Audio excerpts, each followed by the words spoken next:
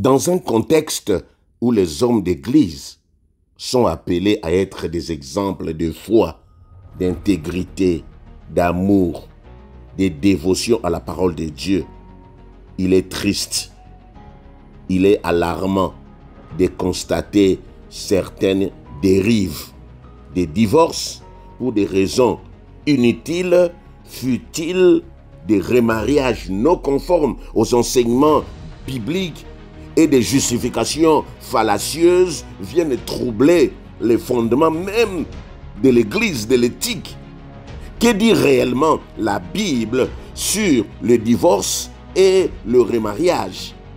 Quels enseignements pouvons-nous tirer pour vivre selon la volonté de Dieu? Bien-aimés, restez jusqu'à la fin. Nous allons expliquer comment nos parents restaient en mariage 50, 60 ans. Quel était leur secret? Dieu de grâce, le Dieu de notre Seigneur Jésus-Christ, nous avons besoin de toi. Parle-nous, que cette parole nous donne la vie, la révélation, la connaissance. Merci pour ce moment. Au nom de Jésus, avec action de grâce. Amen. Dieu autorise-t-il vraiment les divorces des chrétiens, surtout des hommes de Dieu, des pasteurs, des leaders? Est-ce que Dieu vient d'écrire de nouveaux chapitres bibliques sur les divorces? Divorce, remariage, c'est une vérité ou mensonge? Quand les pasteurs justifient les divorces par la foi, par la grâce, les divorces et le remariage à la lumière de la Bible, la Bible aborde le divorce avec sérieux et met en garde contre son usage abusif. Jésus, dans Matthieu, chapitre 19, au verset 3 jusqu'au verset 9, répond aux pharisiens en soulignant l'intention originelle de Dieu. C'est que Dieu a uni, que l'homme ne le sépare pas. Cependant, Jésus admet une exception, l'infidélité conjugale, la fornication, l'impudicité ou je ne sais pas s'il faut parler de l'adultère. Cette dérogation montre que Dieu prend en compte la gravité de certaines circonstances, mais elle ne justifie pas un divorce fondé sur des raisons inutiles comme l'apparence physique, la maladie ou les compétences culinaires. Je vais nous donner une anecdote. L'homme a dit à sa femme, « Tu es tellement obèse. » Un pasteur décide de divorcer parce que sa femme a pris du poids. Ironiquement, lui-même est loin de refléter la discipline physique qu'il exige. Ce comportement démontre une absence totale de l'amour sacrificiel prôné dans la parole de Dieu, où l'homme et la femme sont appelés à s'aimer comme Christ a aimé l'Église. Un autre homme repudie son épouse après qu'elle a développé une maladie. Cela révèle un manque flagrant de compassion et de fidélité. La Bible nous enseigne dans 1 Corinthiens 13, verset 7, l'amour supporte tout. Même quand le conjoint est malade, quand on a l'amour, l'amour supporte la maladie. L'amour espère tout. L'amour endure tout. Une autre anecdote, le problème de la cuisine. Un chrétien fervent, responsable, divorce parce que la femme ne sait pas cuisiner. Est-ce là un motif sérieux? Bien aimé, soyons sérieux.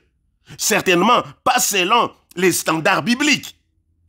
Ce comportement reflète un égoïsme incomparable avec l'amour de Dieu. L'amour est patient, l'amour est généreux. Certains hommes divorcent de leurs femmes en raison de leur prise de poids, des maladies. Mais si les rôles étaient inversés, c'est-à-dire c'est l'homme qui prend du poids, c'est l'homme qui tombe malade, une femme devrait-elle abandonner son mari pour les mêmes raisons? Ces causes superficielles justifient-elles vraiment un divorce ou un remariage? Aujourd'hui, les gens divorce, je vais répéter ça. L'apparence physique, une prise de poids, un changement d'apparence devient parfois un motif de séparation. Un handicap, les maladies. L'un est obligé d'abandonner son conjoint parce qu'il est malade. Waouh! Il y a des gens ou des hommes qui abandonnent leurs épouses parce qu'ils estiment que cette dernière ne sont pas compétentes. On divorce, on base son divorce sur des motifs comme le manque de talent culinaire, le manque d'entretien, on ne sait pas faire le ménage, ou bien ma femme n'a pas de goût, ça devient une excuse pour rompre. Non, cher ami, la Bible nous appelle à l'amour inconditionnel et au soutien mutuel dans le mariage. L'amour excuse tout, l'amour supporte tout, l'amour endure tout. C'est ce que nous répétons. Marie, aimez vos femmes comme Christ a aimé l'Église. Éphésiens 5, verset 11. Ces versets rappellent que l'amour vrai ne s'appuie pas sur des critères superficiels, mais sur l'engagement et la fidélité. Non, je divorce parce que ma femme est malade. Je divorce parce que ma femme... Mais tu n'as pas eu le temps.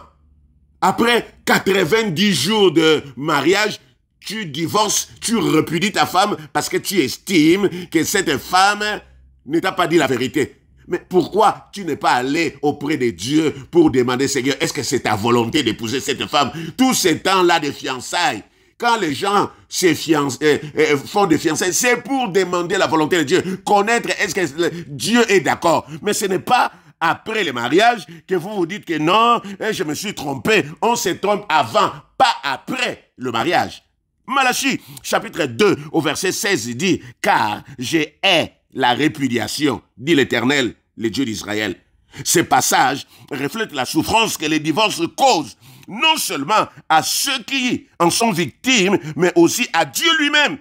C'est pour cela que Dieu dit, s'il faut avoir de la haine, c'est quand les gens répudient leur conjoint, leur partenaire.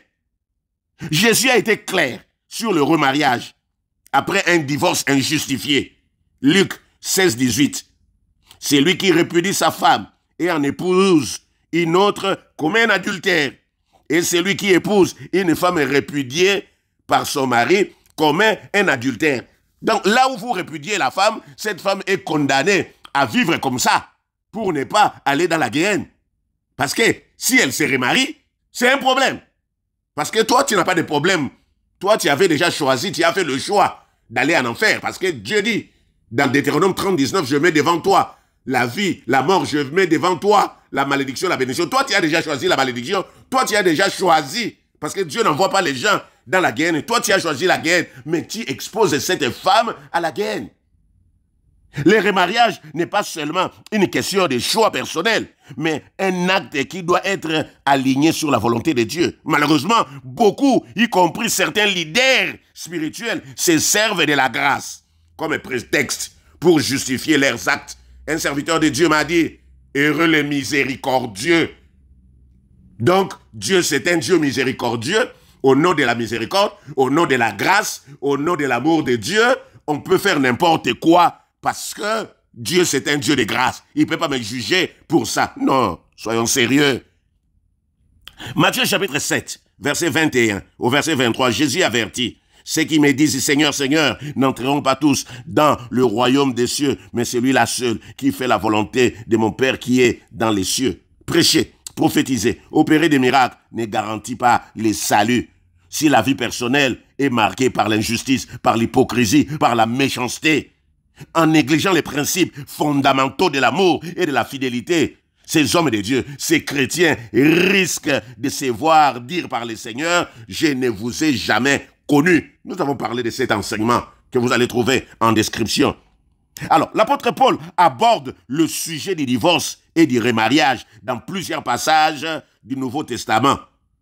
1 Corinthiens 7. Voici, nous allons donner quelques résumés.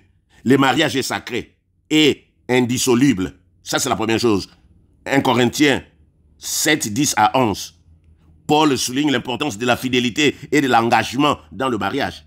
À ceux qui sont mariés, j'ordonne, non pas moi, mais le Seigneur, que la femme ne se sépare pas de son mari. Si elle est séparée, qu'elle demeure sans se remarier ou qu'elle se réconcilie avec son mari et que le mari ne répudie pas sa femme. Bien aimé, répudier, là où tu as pris la décision de répudier ta femme, il ne faut pas que tu te remaries. Hein? Dieu, ici, est clair. Hein? Tu divorces parce que tu estimes que non, ma femme, je l'ai trouvée en flagrant délit. Ma femme a commis la fornication ou mon mari. Ok, nous t'autorisons. Mais tu ne te remaries plus. Parce que sache que si tu joues, c'est la parole de Dieu qui va te rattraper. Paul reprend l'enseignement de Jésus sur l'indissolubilité du mariage. Il met en garde contre le divorce, mais reconnaît que dans certains cas, une séparation peut survenir. Toutefois, il recommande de ne pas se remarier après un divorce, une séparation. Sauf, on peut se remarier, sauf en cas de réconciliation, c'est-à-dire avec ton époux, avec ton épouse. Sauf lors de la séparation, vous vous séparez.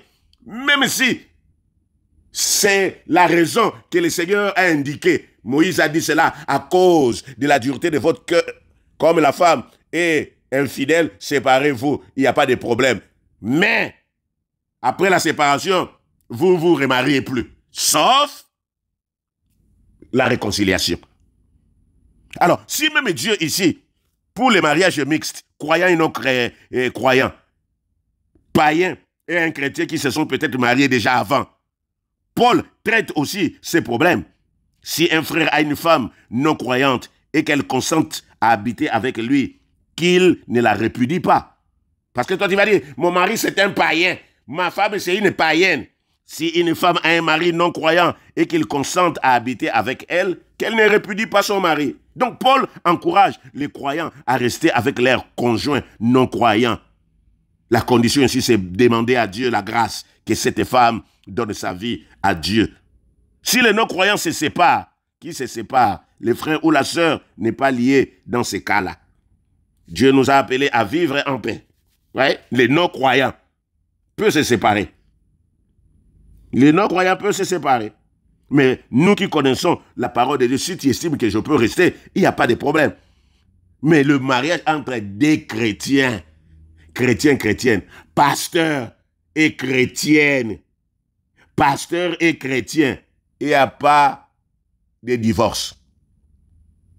Alors, le célibat, Paul valorise même le célibat comme un état qui permet de se consacrer entièrement à Dieu. Toujours 1 Corinthiens 7. À ceux qui ne sont pas mariés et aux veuves, j'ai dit, il est bon pour eux de rester comme moi. Cependant, il reconnaît que tous n'ont pas ces dons et que le mariage est une solution pour éviter l'immoralité sexuelle. C'est-à-dire, un célibataire a le droit de se marier, un veuf, une veuve peut se remarier ou se marier. Donc, nous tombons ici, Paul permet explicitement les remariages en cas de veuvage. Mais il encourage à se remarier dans les Seigneurs. Avec un croyant, 1 Corinthiens 7, verset 39, une femme est liée aussi longtemps que son mari est vivant. Mais si le mari meurt, elle est libre de se marier avec qui elle veut, seulement dans les Seigneurs. Elle se remarie dans les Seigneurs. Donc le mariage doit être préservé autant que possible.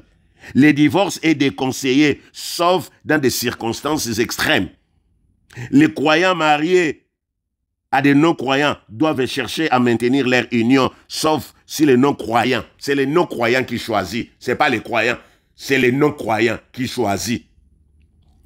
Il parle aussi du célibat, qui est un état louable, mais non obligatoire. Si on veut rester célibataire, ce n'est pas obligatoire.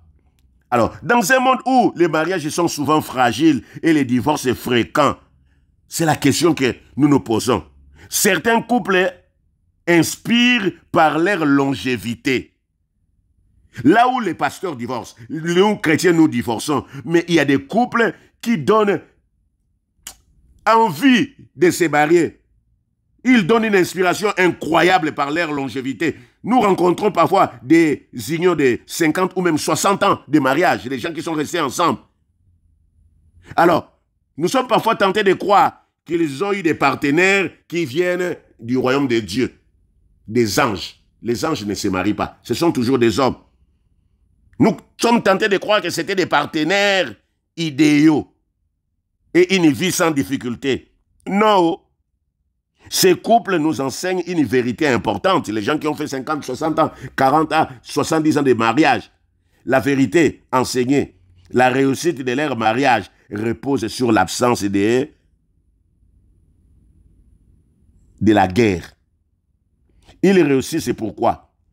Parce qu'ils mettent l'amour comme dénominateur commun. Même dans les épreuves, on met l'amour, on reste fidèle à notre engagement. On ne fait pas la guerre. Même s'il y a la guerre, on met l'amour. Deuxièmement, les couples qui font 50, 60 ans, 70 ans de mariage, ont fait le choix. Le choix de se supporter. C'est ça la clé pour un mariage durable. Le mariage est un engagement basé sur l'amour, mais aussi sur la patience, la persévérance et la capacité à supporter les défauts de l'autre.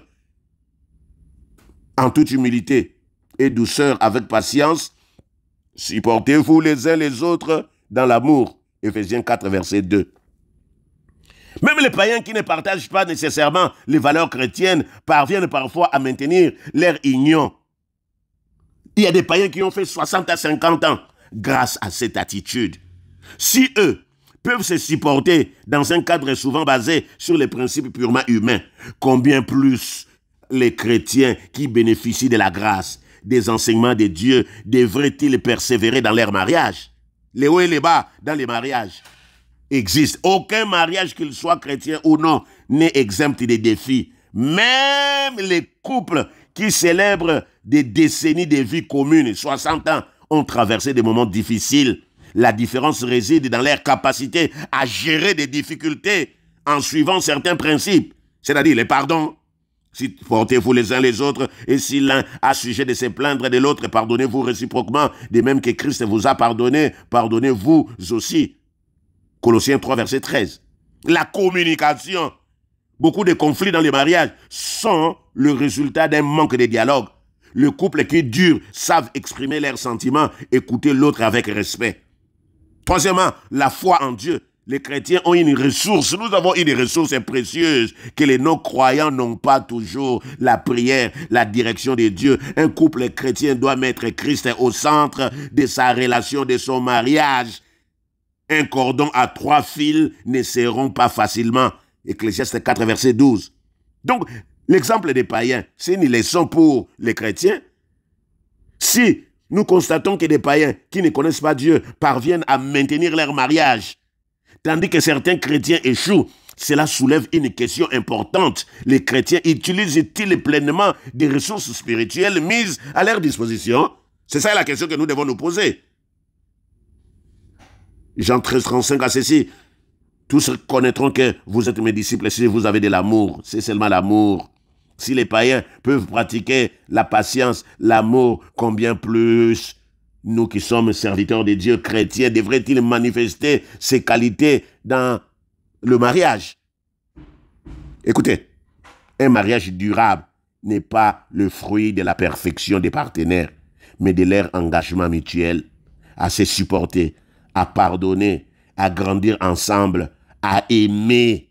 Si les païens, sans l'aide de Dieu, parviennent à surmonter les défis de la vie conjugale, combien plus les chrétiens, soutenus par la grâce, par le Saint-Esprit, devaient-ils être des modèles d'amour, de fidélité, de compassion? Le mariage est une école d'humilité et de persévérance. Pour les chrétiens, il est aussi un témoignage vivant de l'amour de Christ pour son Église. Alors choisissons d'aimer, de pardonner, de supporter, car c'est là la volonté de Dieu pour chaque couple. Le divorce n'est pas un acte à prendre à la légère. Il doit toujours être examiné à la lumière des Écritures. Les hommes d'Église en particulier sont appelés à être des modèles de foi, de droiture, d'amour.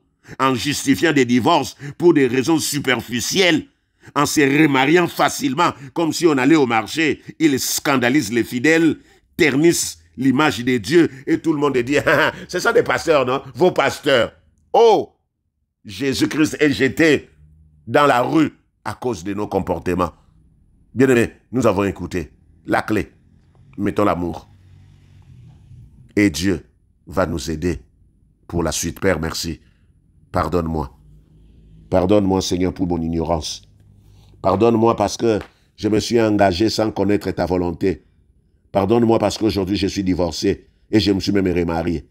Oh Dieu, je suis dans le péché. Si tu reviens aujourd'hui, la parole de Dieu va me condamner. Ça ne sera même pas toi, ce sera la parole qui dit que je ne vous ai jamais connu parce que vous n'avez pas pratiqué l'amour. Cher Saint-Esprit, nous ne voulons pas convaincre quiconque, mais Saint-Esprit, c'est toi qui es capable de toucher les cœurs, de convaincre les cœurs. Quelle que soit la raison, c'est toi qui es capable. Dieu aide-nous. Dieu aide-nous, Seigneur de gloire. Aide-nous dans les hauts et les bas à rester fidèles à l'évangile, à la parole de Dieu. Merci pour ta bonté. Merci pour ton amour. Merci pour ta grâce. Dans le nom de Jésus. Amen.